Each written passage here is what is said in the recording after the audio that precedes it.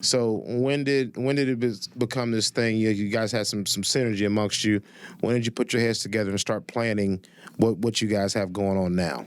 Well, I started the page with my sister back in 2018. We just kind of realized we don't know any Black-owned businesses in the DFW area. So we just kind of threw some stuff up on the page. Didn't really think much of it. Life kind of happened, got in the way, and it just kind of fell to the wayside. And then last year, in June, with all the protests and everything, things were starting to kind of ramp back up. And I was like, I already have this page. There's definitely a need for more, highlighting of and promoting of and advocating for Black-owned businesses. So I called her or texted her and I was like, hey, do you want to get in on this with me and see what we can do?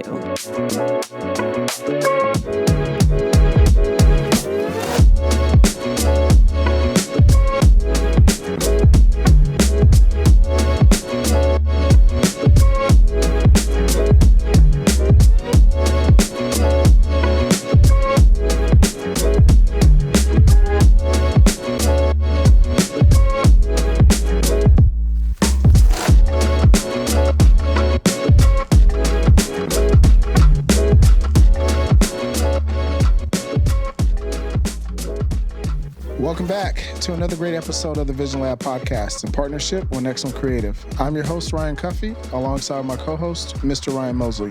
The VisionLab is the official growth mindset podcast for all visionaries worldwide, showing mad love to our cigar community. It's here in the lab where we uncover people's visions and dreams and how those dreams actually come into reality. Folks, it's all about tapping into and becoming the absolute best versions of ourselves through self-discovery, self-examination, and self-actualization. Hey, yo, Mo, who we got in the lab today? Cuff, today's guests are natives of Louisville, Kentucky, and Seattle, Washington. They are the duo behind one of the coolest initiatives here in DFW. That's right. Please welcome Mirah and Brittany of B.O.B, Black-owned Businesses DFW, to the VisionLab podcast. Thank you so much. Welcome, ladies. How are we? What up? What up? Great. Good. So, the first question I have, it seems very simple, right? But why the name B.O.B?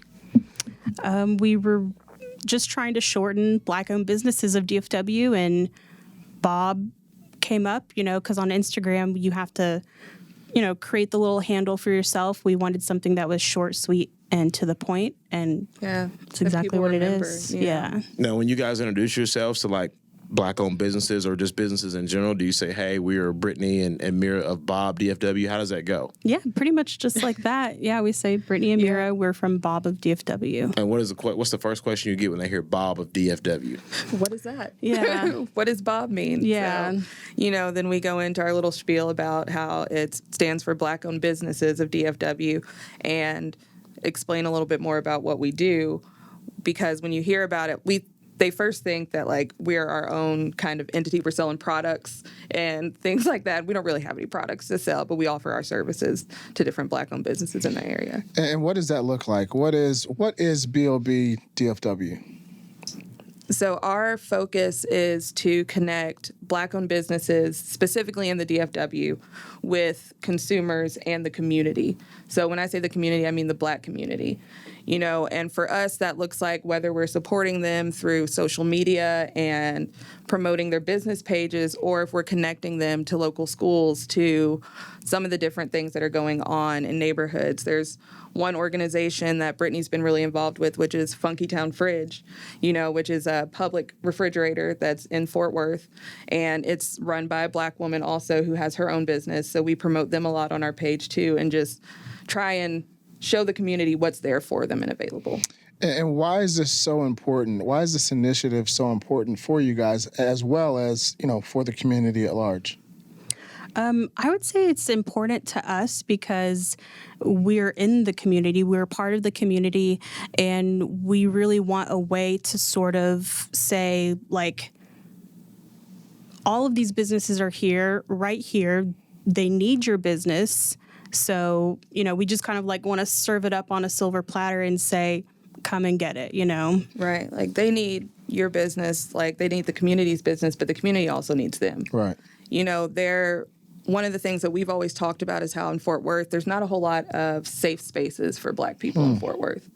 And we can go into a lot of establishments and feel uncomfortable almost immediately as we walk in there because they just don't make it feel comfortable for us. You can get looks, you can get things like that. And so we want to establish more safe spaces and get the community together to help grow those safe spaces here in our own hometown. What initially made you guys want to take on that task, right? Like you said, you guys aren't selling a quote unquote product, but the initiative itself is paramount. What made you two say, hey, we're actually going to do this? Like there's, he and I did a lot of planning before we actually put this podcast in the atmosphere. And I'm sure you guys have done your homework on some things, but what's the core of this is why we're doing this? Like what made you two want to come together and join forces and say, hey, partner, we're going to do this and we're going to put everything we can into it? We're both really driven people. We're both very interested in like helping others. We both have like a passion for being creative. And I think this sort of kind of filled or checked off like a lot of boxes for us in something that we wanted to do. We can be creative in like our posts whenever we post on Instagram. We help people in the community or we help businesses by promoting them or, connecting consumers to those businesses.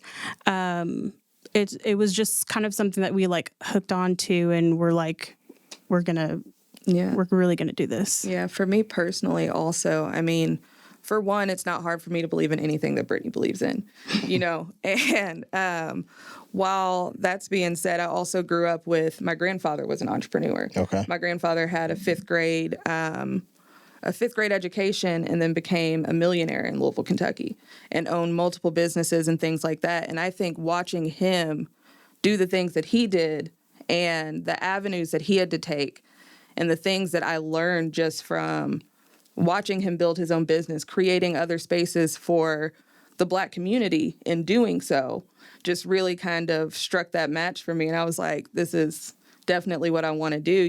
There's this saying that me and my mom always go back and forth and say, and when you're working for somebody else, you're helping them build their dream. That's right. But when you work for yourself, you're building your own. And in this case, we're not only building our own, but we're helping others to build theirs too. Yeah. So there's something in that. And I absolutely love that. And I want to touch on something that you said. Do either of you have, entrepreneurial aspirations or background in like having your own business? I don't have a background, no, but I think I've always kind of had that entrepreneurial spirit. Like in middle school, me and my friend tried to sell those little bracelets that you like braid, with thread. We were like, yeah, we're going to do this. We're going to sell to everybody in the school. Nothing really happened with that. Like in high school, I tried, I thought about selling like cake pops or, my sister and I were talking about doing like little sweet treats as a business. So it's always been there. And I think that partnered with, I don't want to work for anybody else, right, for sure. I was going to school for a little while to be a teacher, actually. I was going to Texas Wesleyan up until 2019, and I had to stop for financial reasons, which I plan on going back. But as for right now, it's just kind of working with one thing at a time. But I always thought, like, I don't want to just be a teacher. I would like to work above that. And then I was like, well, what would that look like?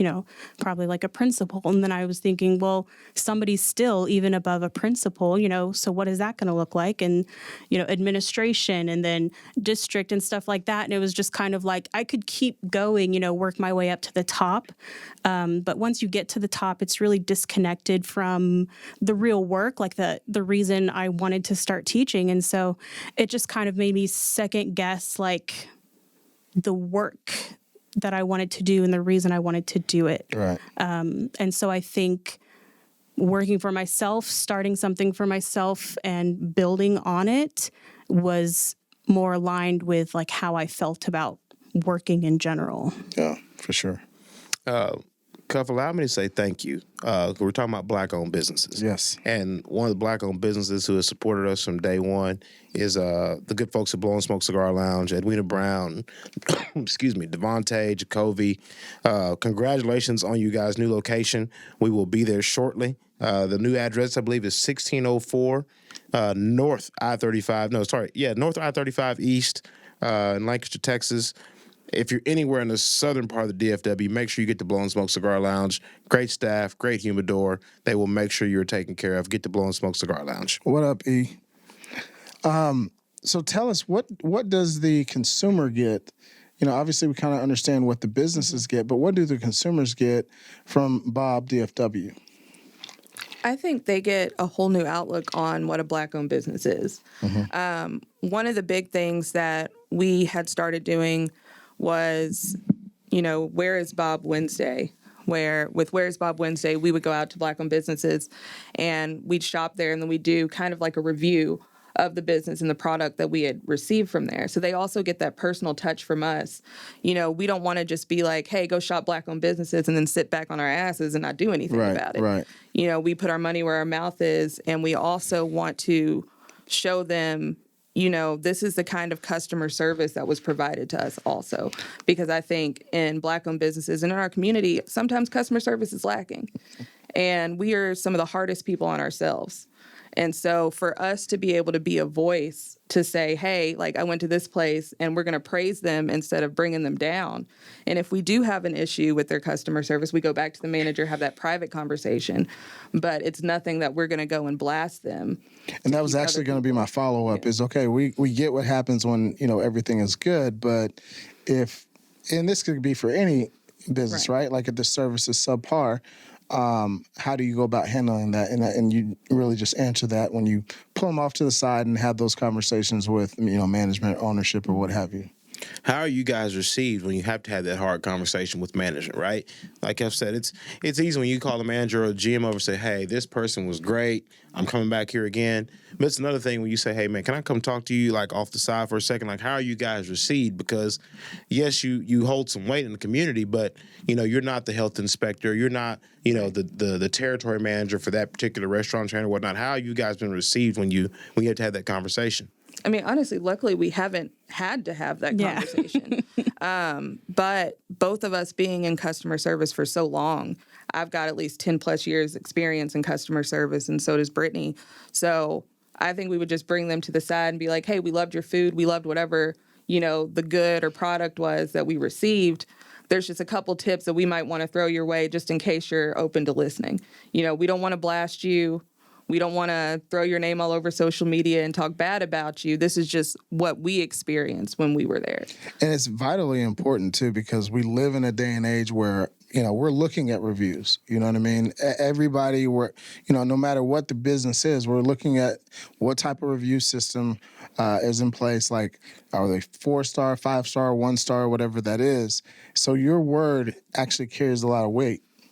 It does. And I think, you know, like I said, within the Black community, we are very tough on one another. And to the point where there's another group that people often associate us with that's on Facebook that is Black-owned businesses of DFW, but it's just a group. It's not associated with us. And it's kind of an open forum for people to discuss. And we had to leave the group at certain points because there was just so much negativity. You know, somebody would go to one restaurant and then all of a sudden it'd be blasted all over the page. I'm like, that's not helping us, you know? And one of our big sayings that we like to go back and forth with is that this isn't just a moment, it's a movement, you know? So say it again for the people in the back. This is not just a moment, it is a movement. Yeah. Shopping Black-owned is part of the movement. I want to clear something up with shopping Black-owned. It doesn't mean that Blacks are only supporting Blacks. What we're calling for is for more dollars to be patronized to those establishments. You know, any race, creed, religion, whatever, come support these businesses. Can you guys speak to that? Yeah. One of the reasons why we have on our Instagram page, we have like all of our highlights have different categories of businesses. And we really try and work hard to make it known that, you know, it's not just barbershops or beauty shops or restaurants that you can shop at. Like there's woodworking realtors that you can work with. There's doctors in the area. There's movers, lawn care, like just anything that you can think of. And I think a lot of the times when people think shopping Black-owned businesses, they think the business is tailored for just Black people, and that's just not the case. It's the same business as other people's business. It's just Black owned. Yeah, and then also, we've researched like some of the statistics and things, and so, Black people make up about 14.something% of the population.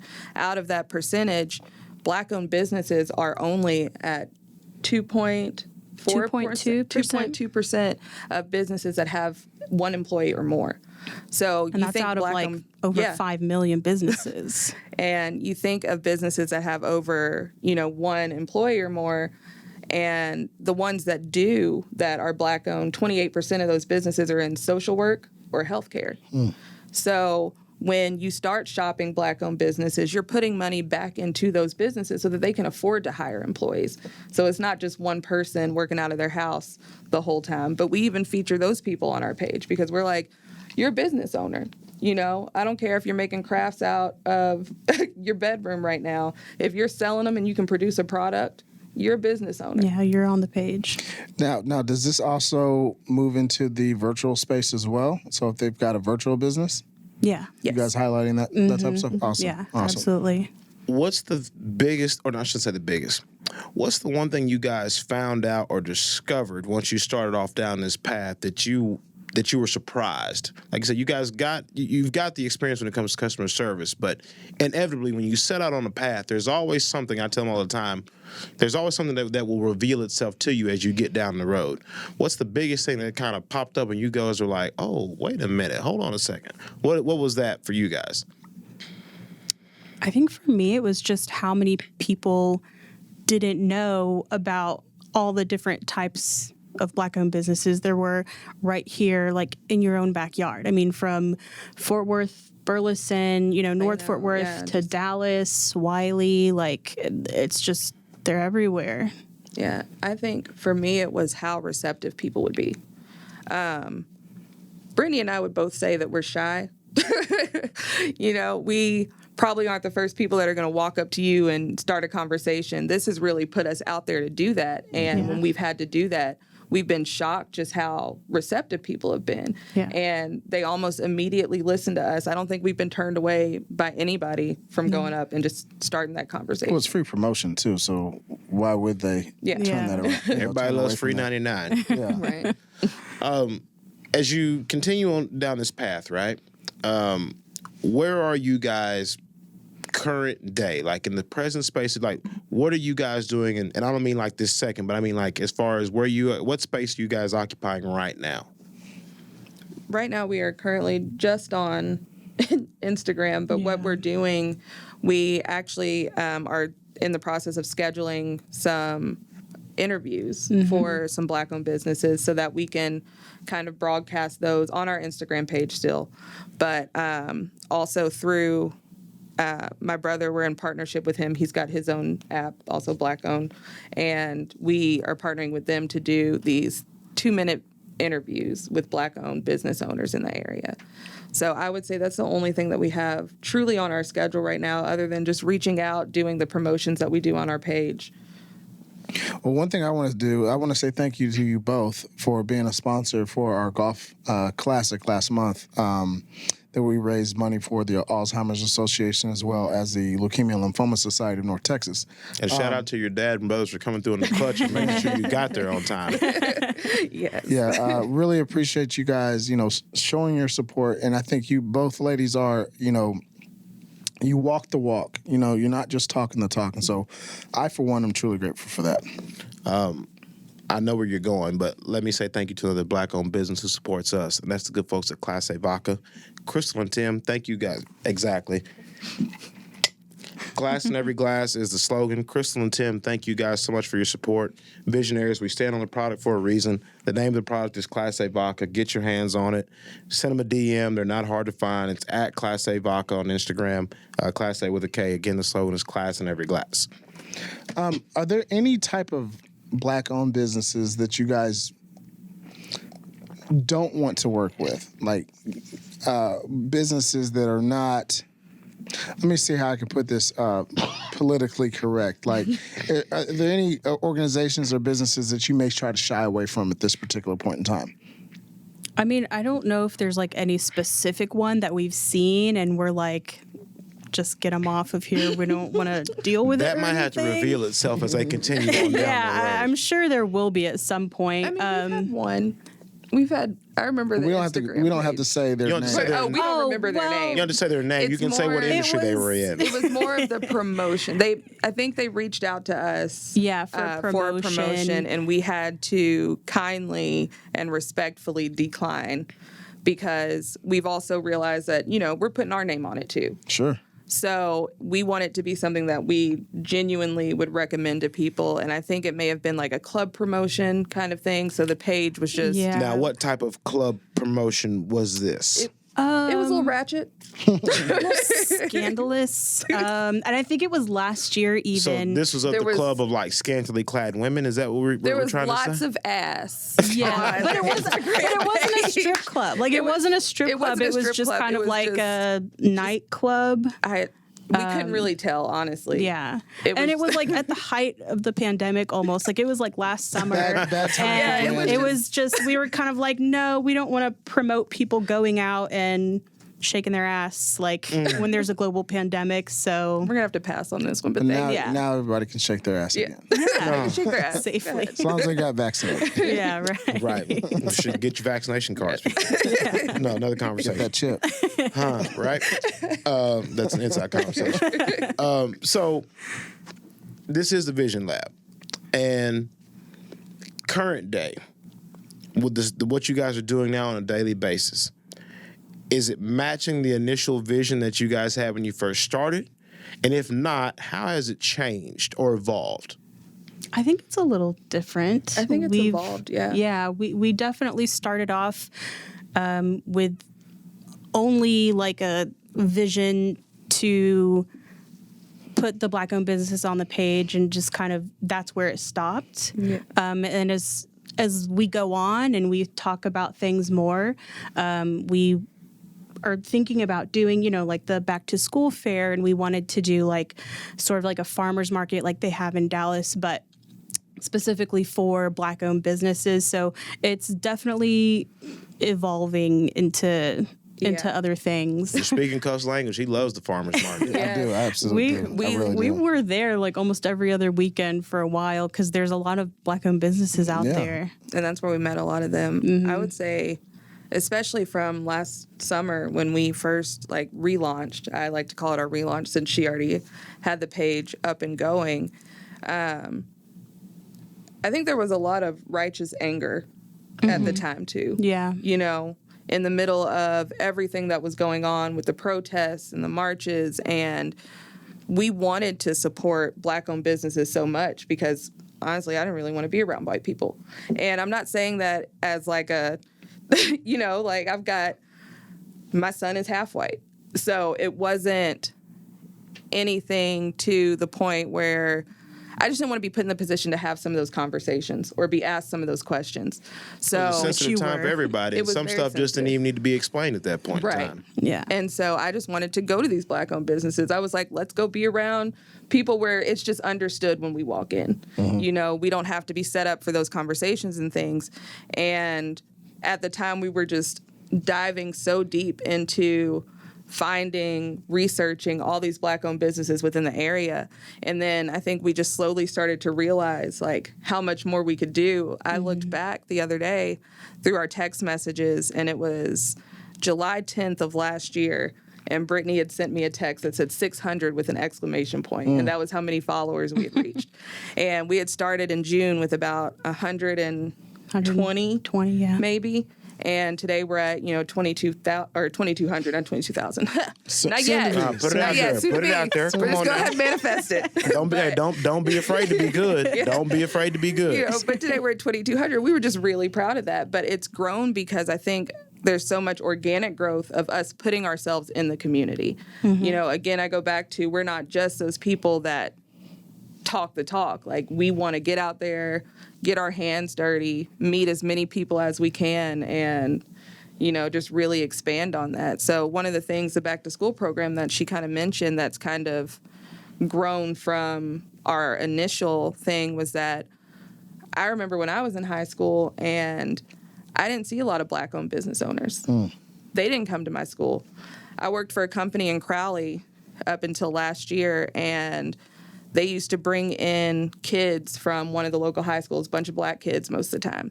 And I remember watching these kids walk around and not seeing a single Black person in a managerial position at that company. And I'm like, what must be going through their minds is, why are we being brought here? I can't even see myself here. Right. I can't identify. I can't identify. And so we really want to be able to connect Black-owned businesses, when I say with the community, with everybody in the community, from the kids to the adults. We want to be able to reach, with our back-to-school program, have mechanics out there that are Black mechanics, have electricians that are out there, different trade services. So somebody in the community that you can feel comfortable with when you ask them a question about what's going on with your car, or can you help me with my electrical, like what's going on here at my house? It's the basic everyday needs. Everyday needs. But, a lot of times I know I've felt uncomfortable, number one, as a woman, but also as a Black woman going to mechanic and feeling like they're charging me more than they should be charging me. And I can't even tell them that they're not, because I don't know what I'm doing. Right. So we just really want to close that gap between the community and give them that knowledge that they need. I'm curious. First of all, I love that. I think it's outstanding. We need to be exposed to trades as well as careers. So I want to definitely applaud you guys for that.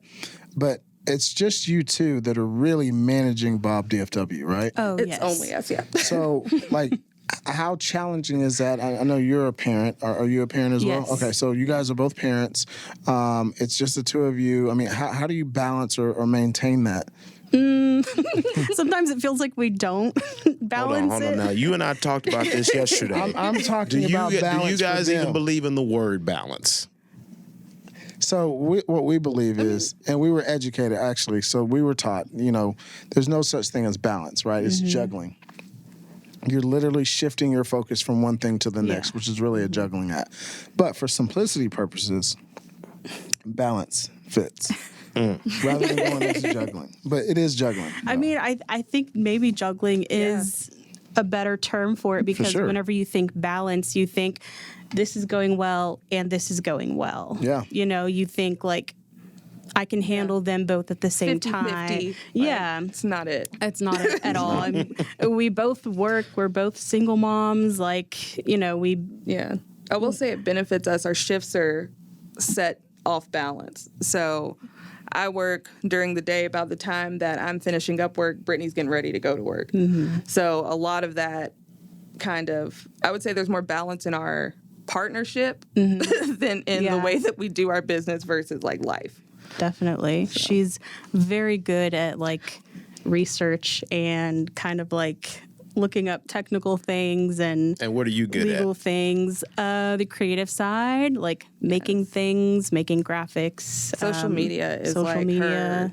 I'm telling you, just because I've just never been. I love to write, but I write differently than I would on social media, and I'll say something.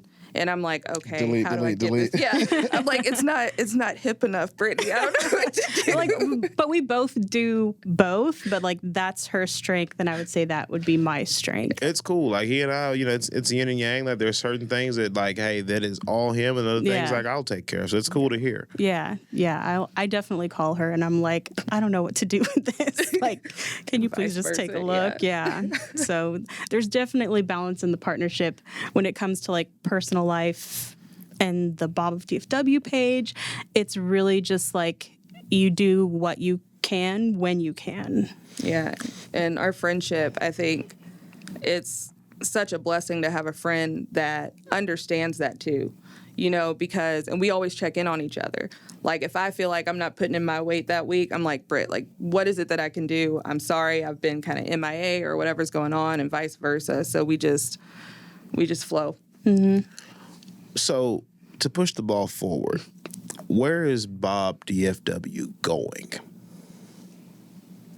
I would say we want to be the one-stop shop for Black-owned businesses here in DFW area. Yeah. And all that encompasses. And we understand that is a big bite to take, but right now we're okay with starting off small, getting out there, getting to know the businesses, making that personal connection with them in the meantime, and then cultivating those relationships going forward so that we can build stronger relationships with them and within the community.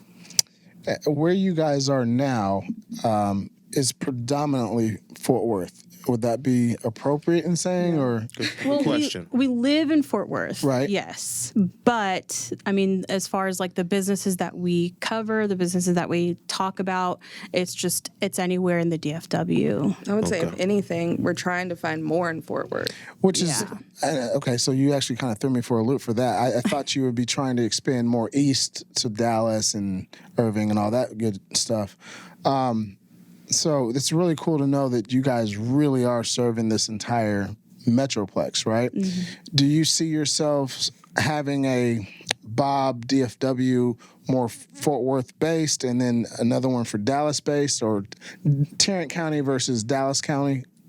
I think more like Fort Worth, Dallas, because Fort Worth has all the little neighborhoods surrounding it, and then Dallas has, all the neighborhoods, cities surrounding it. So I think like the Fort Worth, Dallas kind of like home base for each of those would be good. Kind of covers everything that we would need it to cover. Talked about 5-10 years from now, we'd like to have different bases outside of Fort Worth. Oh, for sure, and you will. One thing that we have an Instagram page for that we haven't really started up yet, but we're going to start here in DFW. It's BOB Box, and so we want to do a Black-owned business box locally. Subscription box. Yeah. Okay. So that you can get, some of your local Black-owned business. If you can't make it out to Dallas, maybe you can get a cookie from the cookie place in Dallas that you're not able to make it out to because you're all the way out in Crowley. Mm-hmm. Or just different things like that, samples. It's a really good idea. Yeah. I like it. One of the groups that we're going to make sure you guys get a hold of or get into contact with is the good folks at Dallas Leaf LLC. Whether it's cigars, entertainment, charitable events, what have you. Strength in numbers is one of their hashtags. They move like an army. The web address is Dallas Leaf LLC. The Instagram handle is at Dallas Leaf. I'm sorry, the web address is DallasLeafLLC.com, excuse me. The Instagram handle is at Dallas Leaf LLC. As they say, support is free. And that's, one of the underlying things I'm thinking of as we have this conversation is that support is free. Don't get me wrong, we want you to spend your dollars, but it takes nothing to like somebody's post or nothing to repost something. Give the folks at Dallas Leaf LLC. We'll make sure you get their contact information for sure. Awesome. Thank you. No problem. Have we reached that point of the interview yet, Cuff? Yeah. Go ahead and pull it out. All right. Pull it out. It is time to land the plane. All right. Sponsored by the good folks at Grand Brulot. Thank you again to Francisco Tonarello, the owner. Francisco, we had an amazing time with you last month. We look forward to big things in the future. Thank you to Jameson and the Lovers team, the experienced brokers. Excuse me. Everybody who's a part of this partnership. Go ahead, sir. Ah, yes. So this is unlike anything you ladies have ever had in your life. I know you're from Kentucky and you know bourbon, but this is going to change things a little bit. Okay. I'm always open to change my mind about things. So. Well, first of all, this is a cognac, so it doesn't taste anything like bourbon, but it's a coffee cognac and absolutely amazing. So I'm just going to recommend that you guys don't shoot this, but, Start slow. Sip on it, and we'll land the plane and just have some good dialogue here as we conclude the show. Here you go, P. Thank you, sir. Much appreciated. So while we're doing this, I want to know, what is the long-term vision for BOB DFW? You kind of alluded to it before with, 5 years, but, go into a little bit more detail about the long-term vision for BOB DFW. I think we want, like Mirah said, we just want to be someone in the community, kind of like a cornerstone where consumers can come to if they need a Black-owned business for something, that Black-owned businesses can come to. If they need help with customer service or Marketing. we kind of almost want to be like, I know it sounds weird, like a brand in itself.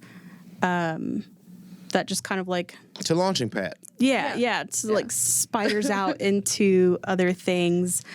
We even talked about doing sort of like community programs where the community comes in and we have somebody come in and teach them how to, cook a meal with like healthy options, or we have budget. how to budget, like have some little classes like that for the community. Even like resume writing and I mean, and like everything. Just we did one last year actually with a couponer and budgeter. So it was just a virtual budget me bougie. budget class, that we had with Budget Me Bougie, and she's I like it. amazing. Say that again. Budget Me Bougie. Budget me bougie. Yeah. All right. And she got on there and she just showed people, how to make your budget work for you, how to be able to stick to your budget. And I think, we need that within the community because we can get money, but can we keep it? right. And having those people that are able to show them how to do that, or when we talked about the trades, even have a mechanic in there that shows you how to check your oil. I never realized how many people didn't know how to check their oil. Not even change their oil, but just check it. And so just little things like that, providing that kind of knowledge with the community. And then internship programs is one of the really big things that we want to be able to do, because there's so much opportunity for Black-owned businesses to get interns from high school, and we haven't seen anybody doing that yet. I love that. So- I love that. Well, before we ask this next question, Let's cheers to Bob DFW. Cheers.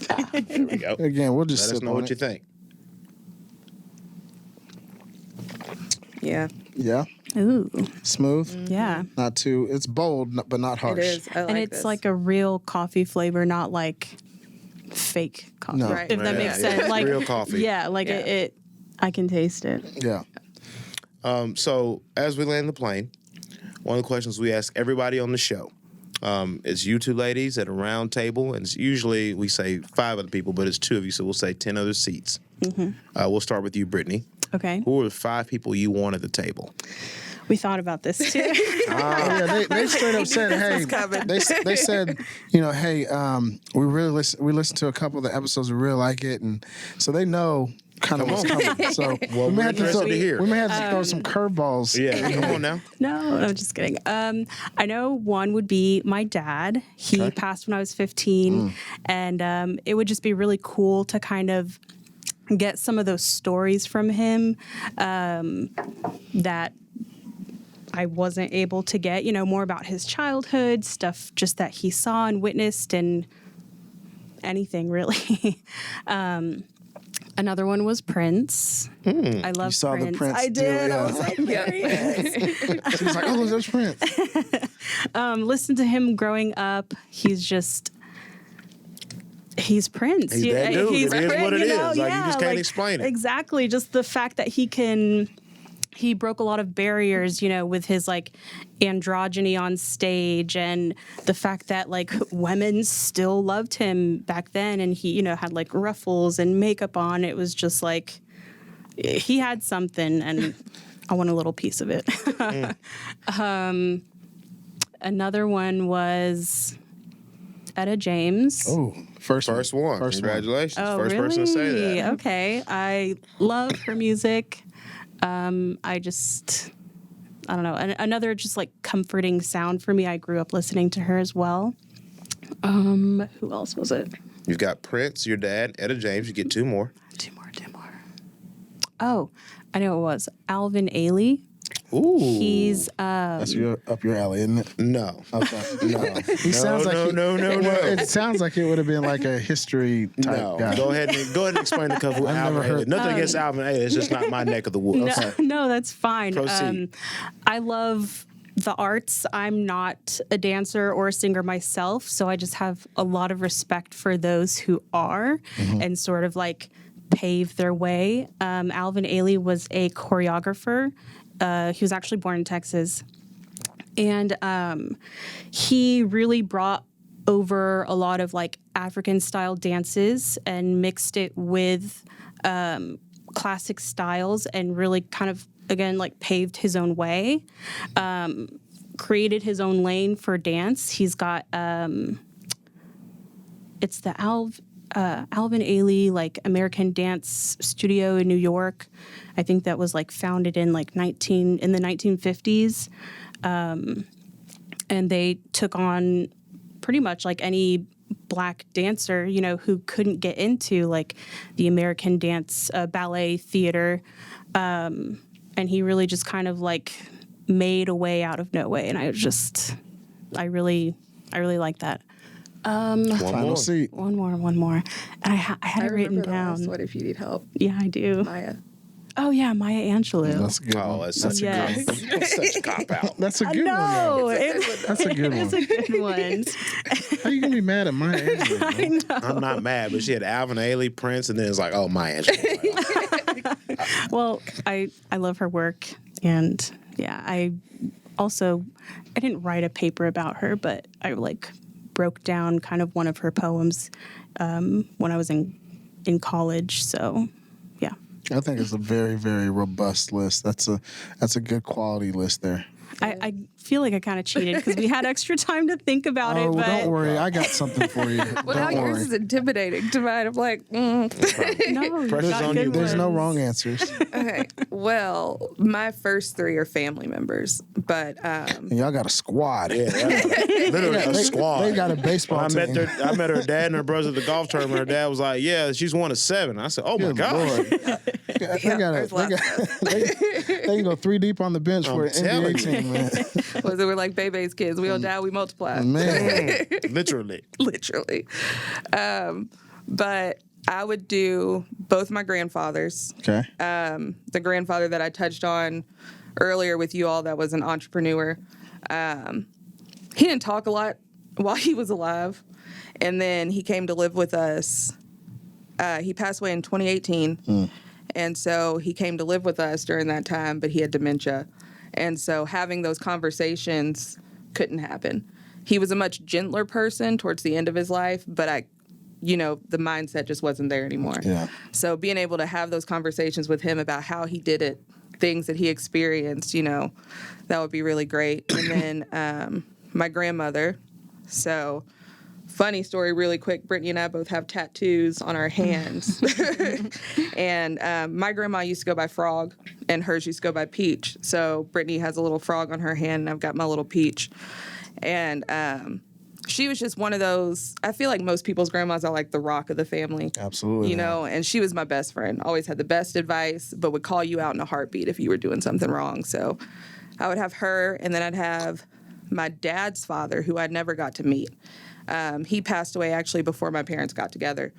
And I want to know his story and his background because Britt and I had this conversation recently. My grandfather was mixed, and he was mixed with black and white. And I remember always growing up just thinking that maybe there was like some epic love story behind it, And then I think within the past year, it started to kind of dawn on me that it's not likely that that's what it was. And that he could have been a product of anything, but we didn't know his family. We didn't know anything else about him. So just being able to sit down and have those conversations about like who he is. And I feel like a lot of our history kind of gets lost with the death of some of the elders in our family. So that's the family portion. And then I would say Josephine Baker. That's a new one. Right? I just, I loved her spirit. Yeah. You know what I mean? She was just out there, did what she wanted. She traveled. She was well educated, and just such the embodiment of like an independent woman. Right. And then Shonda Rhimes, because she is living my dream. So, like I said, I love to write. I went to school at TCU for film, and then didn't finish, but still, like, my passion is in storytelling and writing and things like that. And Shonda just owns her stuff. I mean, with what she did last year with leaving ABC and going to Netflix, I was just like, Power move. Man, Yeah, I was about to say she bossed up. She did, because I was just so blown away by she knows who she is. And that's what I got from it at the end of the day. Like, Shonda knew exactly who she was and what she was worth. And she was like, I don't have to accept this. And took her money elsewhere. So, and the fact that everybody knows Netflix is cutting a check. Right. Netflix is doling it out. If you got the product, Netflix is paying full retail value. It's like the next HBO in terms of who's got like the hottest shows out. You know, you always, if it's like Netflix original, you're like, oh, you know it's good. Yeah, you know it's gonna be fire. Yeah. Real quickly before we land the plane, how can our visionaries support Bob DFW, you guys, your initiative, what you're doing? Any social media handles, website that they can reach out to you guys on? Yep, at BOB DFW on Instagram. We are also on Twitter under the same handle, BOB DFW. We do not have any tweets right now, but we are on Twitter. As long as you got it, though. We're there. As long as you got it. We do have a website that's going to be launched within the next couple of months, and it'll be bobofdfw.com.org, probably all the above. Yeah. Any email addresses for anybody that wants to show support? Are you guys doing it, like taking sponsorships or? Always. Yes. Okay. Yeah. So- Bob of DFW, BOB DFW at gmail.com. Beautiful.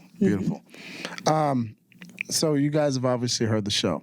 I'm going to spin it on you real quick, though. If you were a book, what would be the title of your book? Ooh. We'll start with you first, Mirah. Oh, okay. If I was a book, it would probably be She Found Out Who She Was. I think Is it going to be a question mark or exclamation point? an exclamation point.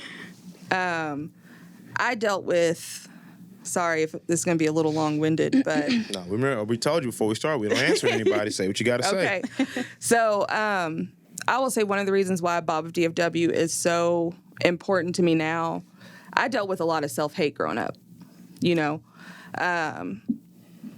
Being Black in a predominantly white school, things like that, it just really affected my self-esteem. And I've always grown up with white people and Black people too, and I honestly had a difficult time with being Black and who I was and just accepting who I was from seeing that what seemed to be accepted around me more so.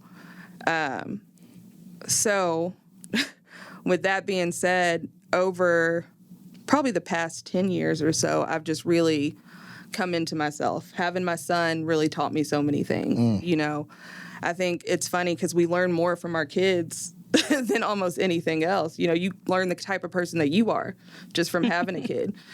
And they're almost like these little mirrors that just kind of turn it back on. You're like, oh man, like I didn't know that I had that in me. And you have to like, you know, dive into it. So that, and then doing what we're doing now, and just within the past year, the struggles that we've both had and difficulties that have come up have just really highlighted the things that I needed to focus on and change within myself, and have just taught me what I can deal with, what I won't deal with, and what I want to do with my life and where I'm willing to go and the work that I'm willing to put in to get there. So It's growth. That's what it's about. It's about growth. All right, Miss Britt. I think the title of my book would be Keep Going, just because we've both been through a lot, you know, in our lives, and every like hardship or every bad thing that like we've been through, when you make it out on the other side, you can look back and you can say like, I got through that. You know, at the end of the day, I'm still here. That's right. I'm still alive, and I have, you know, the next thing to look forward to. Yeah. Both Keep good. going. Both are good. Both are good. So before we land the plane again, I want to say thank you very much for jumping into the lab with us. And in case you guys did not know, we have a magical time machine, right? And so we have the ability to go back in time. So what advice would Mirah be giving herself from 5 years ago? comparison is the thief of joy. Ooh, come on, say it one more time. The old soul right there. Comparison is the thief of joy because, man, that robbed me of so many things in my childhood. That was the cornerstone of my self-hate, was constantly comparing yourself to somebody else. And even in my family, you mentioned I have a big family. I have 5 brothers, and having a dad that's in love with sports, and I played sports too, but having a brother that excelled at all of it, I used to compare myself to him or to others, and just, if I had let all that go, life would have been smooth sailing, just a breeze, yeah. So I would definitely tell myself that, you can experience so much life and so much more freedom and joy and happiness just from not comparing yourself. Okay, Britt, we're going to rewind the clock 5 years ago. What advice are you giving yourself from 5 years ago? I would give myself the advice of don't be so hard on yourself. It's easy to take things personally, whatever happens, and just to think like, oh, these bad things that are happening, like not necessarily that it's your fault, but it kind of like comes down on you hard. So I would just say, take it easy. Don't be so hard on yourself. Like you're going to make it through. All right, now we're going to fast forward the clock 5 years from now. So you're 5 years older. What's the older version of Brittany? What advice is she giving you today in 2021? Stay consistent. Stay consistent through, whatever it is that you're doing. Because it's like, how they say you fall 9 times, you get up 10. Like it's that last time that you think you want to stay down that you just have to get back up again. So just keep working at it. That's good. Yeah. That's good. Mirah? All right. It's 2026. That version of Mirah, they're looking back at you in July of 2021. What are they telling you? Just do it. Like, we've dragged our feet for so many things. Like, we have our fitness goals, and we're like, well, we haven't met that yet. And we don't want to do this because we don't want people to see us before we meet our fitness goals. And somebody told us, I think it was CC the Great, that said that, there's somebody out there that needs what you have right now in this moment as you are. That's right. And so I would just tell myself to just do it. Forget about everything else. If there's something that you feel like you need to do it now. So. Sage advice. Well, again, thank you both ladies for jumping into the lab. It was a tremendous honor and pleasure for us to sit down and visit with you for the last hour. Remember, visionaries, each one of our guests are dropping nuggets of wisdom here on the Trail of Life. Ultimately, my friends, it's up to you to pick them up. Ladies and gentlemen, my name is Ryan Mosley. He is Ryan Cuffey. Thank you again to Mirah and Brittany of BOB DFW. We will see you guys next week on another great episode of the Vision Lab podcast. Blessings.